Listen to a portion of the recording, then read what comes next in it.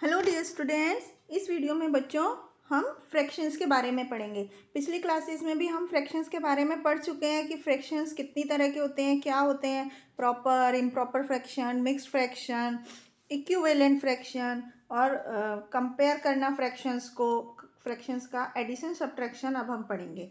तो बच्चों फ्रैक्शन का मतलब क्या होता है कि किसी भी पूरी चीज़ को कितने पार्ट में डिवाइड किया गया है और हम उसके कितने हिस्से की बात कर रहे हैं। उसका हर एक पार्ट जो होता है वो उसका फ्रैक्शन होता है। जैसे कि यहाँ पर ये एक फिगर है जिसको कि यहाँ पर दो हिस्सों में बांटा गया है। तो ये पूरी जो फिगर है इसको हम 2/2 भी लिख सकते हैं, या 2/2 का मतलब है 1 कंप्लीट होल।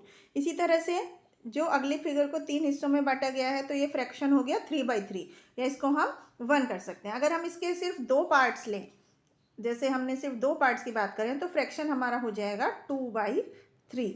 इसी तरह से फ्रैक्शन का मतलब होता है कि जितने हिस्से के हम पूरी फिगर में से ले रहे हैं उसको हम फ्रैक्शन बोलते हैं।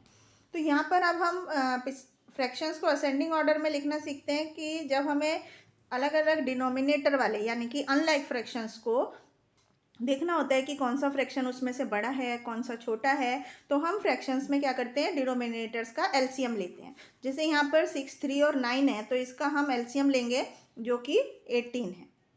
18 एलसीएम हम पिछली क्लासेस में लेना सीख चुके हैं।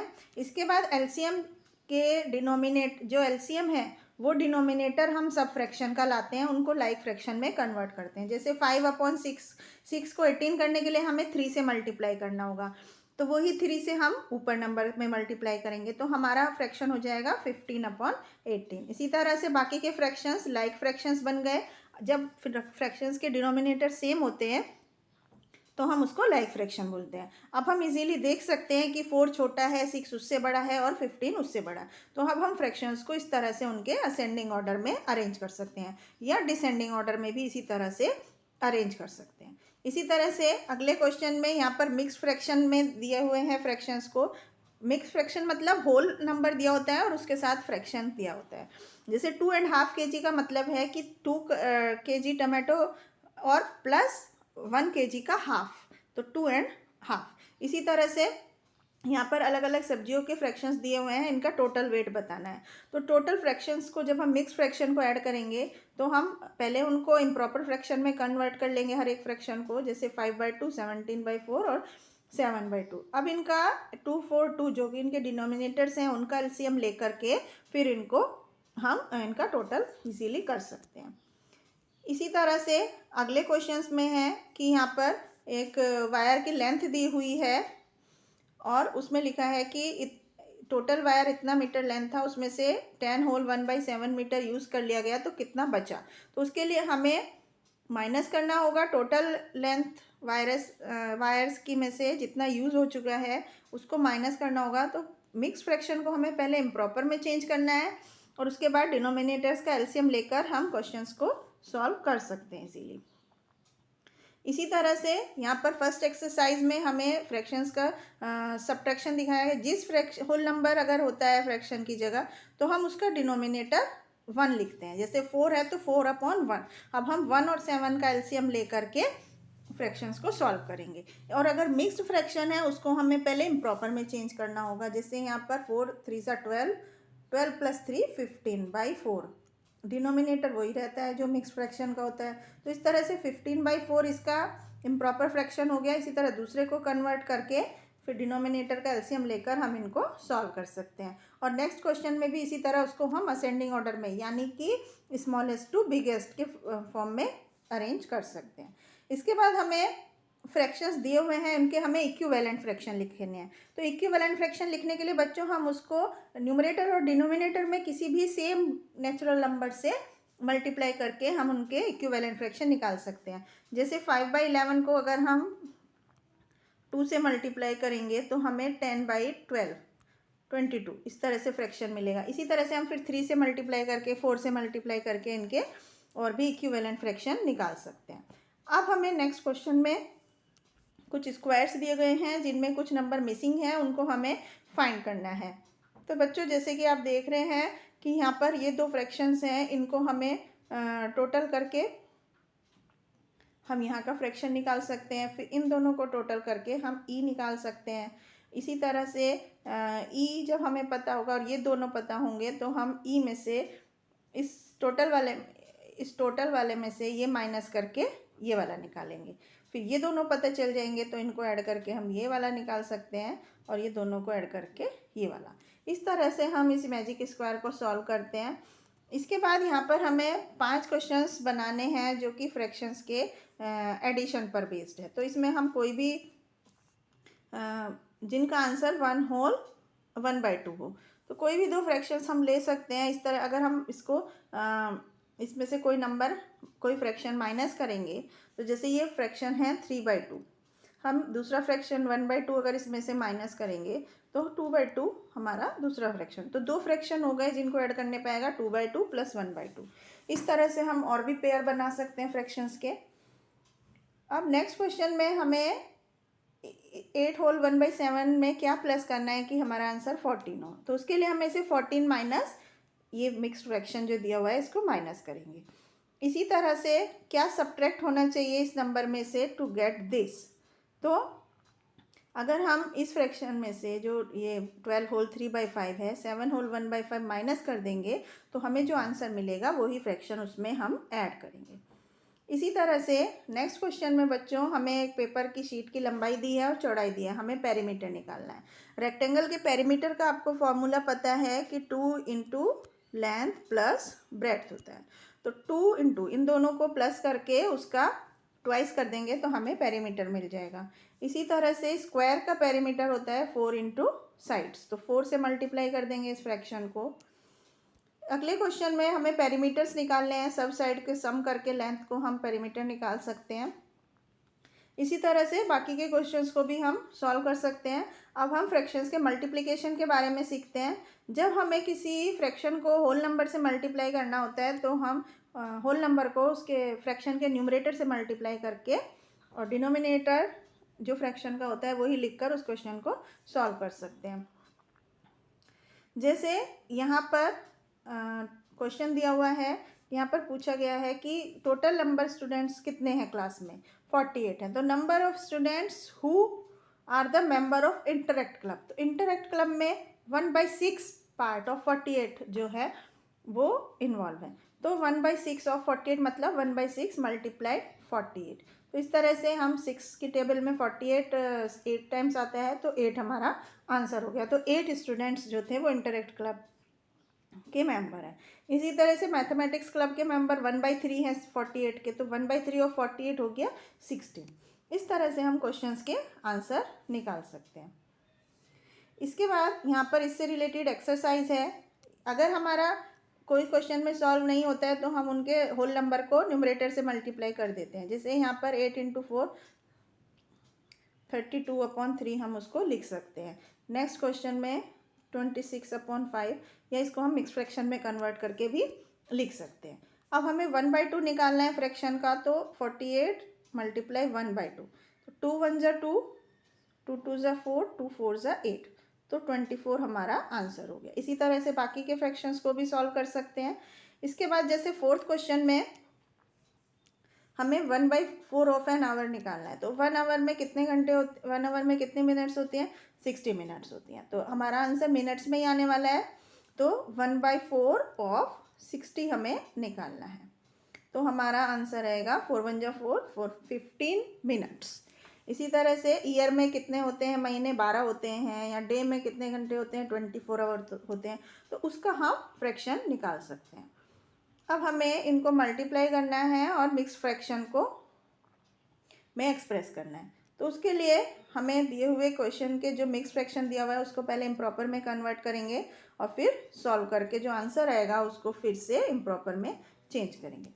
नेक्स्ट क्वेश्चन में हमें 1/4 ऑफ ट्राइंगल कन्वर्ट करना है। तो टोटल ट्राइंगल पहले हमें काउंट करने पड़ेंगे। तो यहाँ पर 12 ट्राइंगल हैं, तो 12 ऑफ 1/4 ऑफ 12, तो 4 3 = 12, तो हमें 3 को हम कलर करेंगे। तो इस तरह से बाकी के फ्रैक्शंस को भी हम सॉल्व करेंगे। इसके बाद पिक्टोरियल रिप्रेजेंटेशन है यहाँ पर 7th क्वेश्चन में 2 × 1/3, तो 2/3 फ्रैक्शन को हमें मैचिंग करना है। 2/3 फ्रैक्शन टू इंटू 1/5, 2 × 1/5 मतलब 2/5। तो किसी फिगर को अगर हम 5 पार्ट में डिवाइड करते हैं तो उसके 2 पोर्शन को हम 2/5 बोलते हैं। तो इस तरह से अलग अलग फ्रैक्शंस को हम कलर कर सकते हैं। इसके बाद नेक्स्ट क्वेश्चन में हमें 50 स्टूडेंट्स की क्लास है, जिसमें से 1/5 जो है ड्रामा क्लब के मेंबर है, 1/10 डिबेटिंग सोसाइटी के। तो इस तरह का क्वेश्चन हमने अभी एग्जाम्पल में किया है कि कितने स्टूडेंट्स जो है ड्रामा क्लब के हैं। तो ड्रामा क्लब में 1/5 है, तो 1/5 ऑफ टोटल स्टूडेंट्स, यानी कि 1/5 × 50 करके हम उसका आंसर निकाल सकते हैं। ये था हमारा मल्टीप्लिकेशन किसी एक होल नंबर से अगर हमें फ्रैक्शन का मल्टीप्लाई करना होता था। अब हम multiplication of fraction by a fraction का फ्रैक्शन से मल्टीप्लाई करते हैं। तो हम न्यूमरेटर को न्यूमरेटर से मल्टीप्लाई कर देते हैं और डिनोमिनेटर को डिनोमिनेटर से। इसी तरह से बिल्कुल इजी होता है, सेम उसी तरह से प्रोडक्ट नंबर न्यूमरेटर को मल्टीप्लाई करेंगे और डिनोमिनेटर को डिनोमिनेटर से। अब हम फ्रैक्शंस का प्रोडक्ट निकालना सीखते हैं कि फ्रैक्शंस को कंपेयर करना और उनका आंसर किस तरह निकालते हैं। तो सबसे पहले बच्चों हम क्या करते हैं, अगर हमें 2-3 फ्रैक्शंस दिए हुए हैं, जैसे 4/15, 4/5 और 1/3, उनको हमें कंपेयर करना है कि कौन सा छोटा कौन सा बड़ा है, जिनके डिनोमिनेटर अलग अलग होते हैं। उसके लिए पहले हमें फ्रैक्शंस को लाइक फ्रैक्शन में कन्वर्ट करना होता है। डिनोमिनेटर का एलसीएम निकालेंगे, जैसे यहाँ पर 15, 5 और 3 का हम एलसीएम निकालेंगे। तो 5 3 जा 15, 5 1 जा 5 और 3 1 जा 3, 3 1 जा 3, तो 5 3 जा 15। तो एलसीएम हमारा हो गया 15। अब हम सब फ्रैक्शंस के डिनोमिनेटर को 15 में कन्वर्ट करके उसको लाइक फ्रैक्शन में कन्वर्ट कर सकते हैं। और फिर हम देख सकते हैं, जैसे यहाँ पर 12/15, 5/15 और ये है 4/15। तो इस तरह से 4/15 सबसे छोटा, फिर उससे बड़ा 5/15 और फिर 12/15। अब हमें इससे रिलेटेड कुछ क्वेश्चंस हैं, जैसे यहाँ पर एरिया निकालना है रेक्टेंगल का, जिसका लेंथ 13 होल 1/2 है और विड्थ 10 होल 1/3।